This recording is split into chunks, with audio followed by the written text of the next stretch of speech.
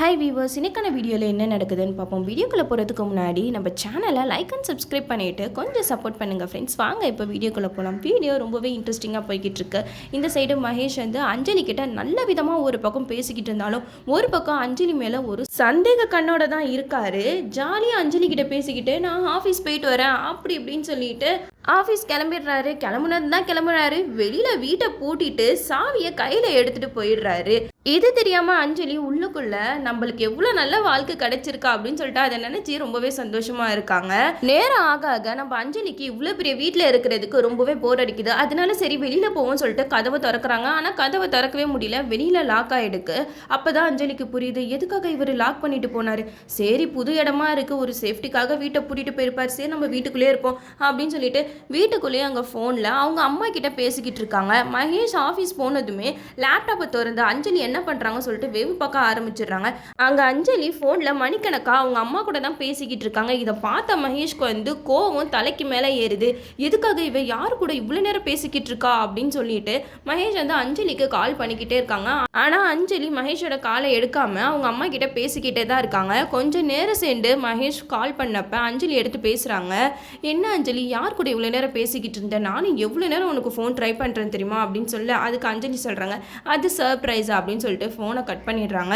அப்போ நம்ம மகேஷ்க்கு ஒரு கோபம் வருது பாருங்க. எதுக்காக இவ இப்படியெல்லாம் பண்ணிக்கிட்டு இருக்கா, யார் கூட ஃபோனில் பேசினேன்னு கேட்டதுக்கு நான் இவங்க கூட தான் பேசினேன்னு சொன்னா என்னவா அப்படின்னு சொல்லிட்டு மகேஷ் வந்து அப்படியே மண்டையை பிடிச்சிக்கிட்டு உட்காந்துருக்காரு. அப்போன்னு பார்த்து ஒருத்தர் லேப்டாப் எடுத்துட்டு ப்ராஜெக்ட் விஷயமா பேச வராரு. அப்போ மகேஷ் வந்து அவங்கள கெட்டப் அப்படின்னு சொல்லிட்டு கையாலேயே செய்க காட்டி அமுச்சு விட்டுறாரு. நம்ம மகேஷ்க்கு என்னதான் இருந்தாலும் இப்படி ஒரு சந்தேகம் கல்யாணம் ஆன 2 நாளில் வந்திருக்கவே கூடாது. அது மட்டும் இல்லாமல் இன்னும் கொஞ்ச நாள் சேர்ந்து அஞ்சலியை போட்டு இவர் செம்மையாக டார்ச்சர் பண்ணுவார். இந்த விஷயம் கவினுக்கு தெரிய வந்துச்சுன்னா கண்டிப்பாக கவினோட மைண்ட் வாய்ஸ் இப்படி தான் இருக்கும். பணக்காரன் சொல்லிட்டு போனி ஏறி இப்போ சைக்கோ கிட்ட மாட்டி கஷ்டப்படுற அப்படின்னு சொல்லி தான் கவினோட மைண்ட் வாய்ஸ் இருக்கும். என்னதான் இருந்தாலும் நம்ம அஞ்சலிக்கு மகேஷோட கேரக்டர் சுத்தமாக பிடிக்காது. இப்படி சந்தேகப்படுறவன் சைக்கோ அப்படின்னு தெரிஞ்சதுக்கப்புறம் கண்டிப்பாக மகேஷோட வாழ மாட்டாங்க.